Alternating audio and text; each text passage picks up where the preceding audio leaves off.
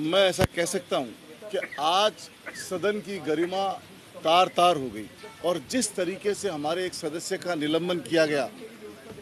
मैं समझता हूं कि ऐसे पिछले 20-25 सालों में ऐसा कभी नहीं हुआ कि सदस्य अपनी सीट पे खड़ा हो और ये उसका कॉन्स्टिट्यूशनल राइट है कि वो अपनी सीट से कोई भी बात जो वो कहना चाहता है वो कह सके। आज जब हमारे नेता प्रतिपक्ष ने आवाज़ उठाई और एक मुद्दा रखा और कानून मंत्री से जवाब मांगा, कानून मंत्री सदन में नहीं थे, और जब हमने इसके जवाब के लिए सरकार पे प्रेशर बनाया और नारेबाजी हो रही थी, ये बात हुई अध्यक्ष महोदय से कि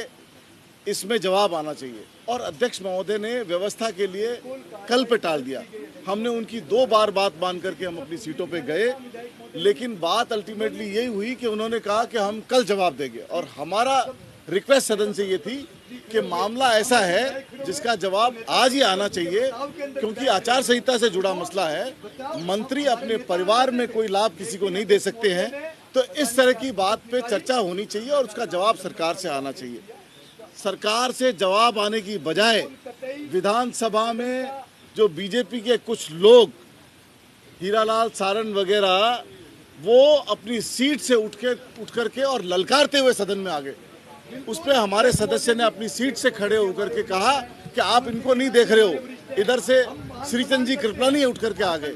और इसी दरमियान उन्होंने एक निलंबन का प्रस्ताव दिया, जिसमें आनन फानन में गुस्से में अध्यक्ष महोदय ने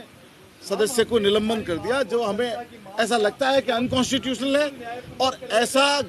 हमारी गरिमा ऐसी नहीं है। और इस छोटी सी बात के लिए अगर उनका निलंबन होता है तो इससे ज़्यादा शर्मनाक बात नहीं हो सकती। हमने अपना स्टैंड क्लियर किया है कि हम विधानसभा में ही रहेंगे और हम हमारे सदस्य को विधानसभा से बाहर नहीं जाने देंगे। सदस्य के साथ आज पूरे साथी हम विधानसभा के अंदर रुकेंगे और यहीं रुकेंगे, बिल्कुल रात भर यहीं रुकेंगे। इस पे अगर सरकार हमसे कोई चर्चा करती है, कोई बात करती है, निलंबन वापस लेती है, तो हमारे नेता विचार करेंगे, नहीं तो हम रात भर यहीं रुकेंगे, कल भी रुकेंगे और जब तक इसका डिसीजन नहीं हो जाता तब तक हम विधानसभा में ही रहेंगे, विधानसभा से नहीं।